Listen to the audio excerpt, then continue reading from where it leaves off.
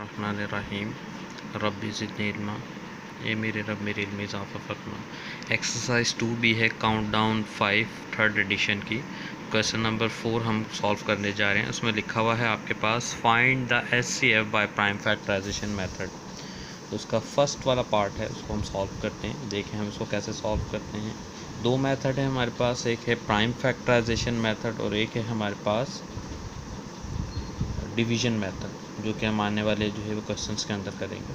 तो उसको सॉल्व करते हैं। सबसे पहले 64 इसकी प्राइम फैक्टराइजेशन कर लेंगे। प्राइम फैक्टराइजेशन का मतलब है कि आपके पास जो भी फैक्टर्स होंगे वो सारे प्राइम नंबर्स होंगे। तो इवन नंबर है 2 से जाएगा, 232 देन 216 2 1 2 होता है और 1 कैरी आ जाएगा, 216 फिर 2 8 देन इसको सॉल्व करेंगे 2 4 फिर अगर आगे हम सॉल्व करें तो 2 2 और फिर आगे जब इसको सॉल्व करेंगे 2 1 तो ये 64 के प्राइम फैक्टर्स आ गए।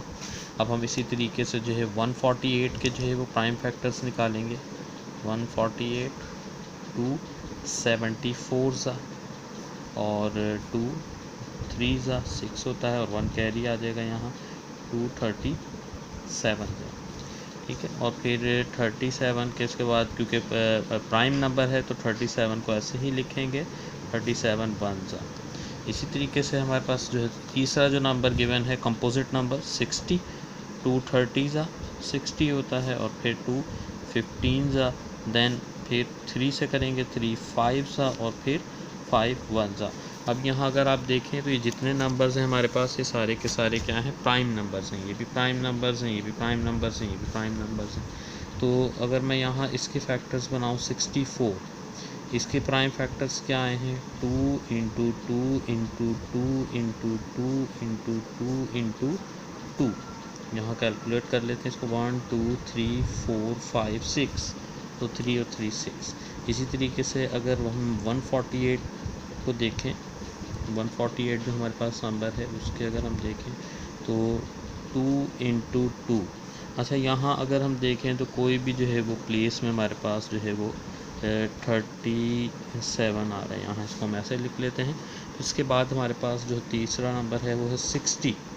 तो 60 के क्या बन रहे हैं 2 into 2 multiply by 3 multiply by 5।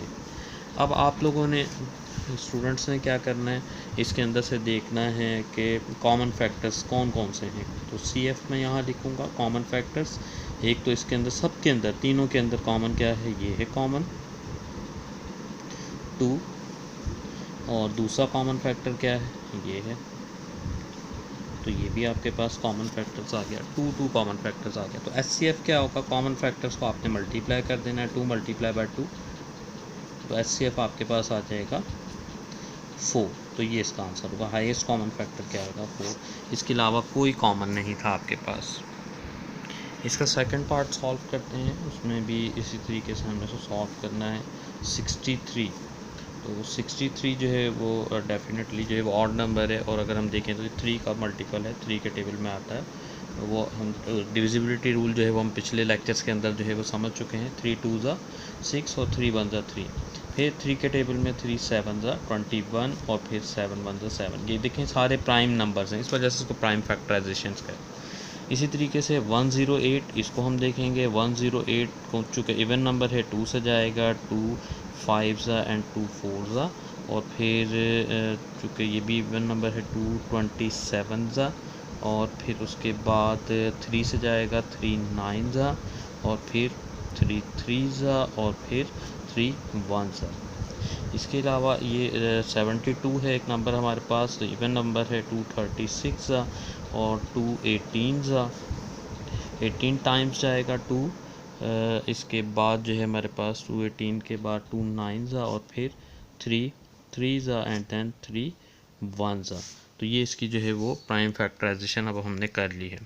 अब इसके बाद जो है वो हम इसको लिखेंगे इस तरीके से ऑर्डर में 63 इज़ इक्वल टू क्या थे इसके prime factors 3 times multiply by 3 multiply by 7। और यहाँ अगर हम देखें 108 को अगर हम लिखेंगे तो 2 multiply by 2 multiply by 3 multiply by 3 multiply by 3।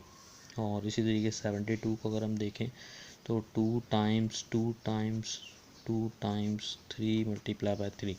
अगर हम इन तीनों के अंदर देखें तो तीनों के अंदर जो है वो कॉमन जो है वो क्या है हमारे पास, तो एक कॉमन तो ये है, 3 इसमें भी है और इसमें भी है और इसमें भी है। तो यहाँ अगर हम देखें तो 3 ये एक 3 है, ये 3 तीनों में कॉमन है, ठीक है। एक ये वाला जो 3 है वो भी जो है वो क्या है, तीनों में कॉमन है। तो आपके पास कॉमन फैक्टर क्या आ गए हैं, 3 और 3। तो HCF डेफिनेटली क्या होगा, 3 को 3 से मल्टीप्लाई कर देंगे तो HCF आपके पास आ जाएगा हाईएस्ट कॉमन फैक्टर 3 3 ज़ा 9। बुक के अंदर जो है वो इसका जो सोल्यूशन में आंसर आ रहा है वो गलत आ रहा है, तो ये आपके पास जो है वो राइट इसका जो है वो आंसर है।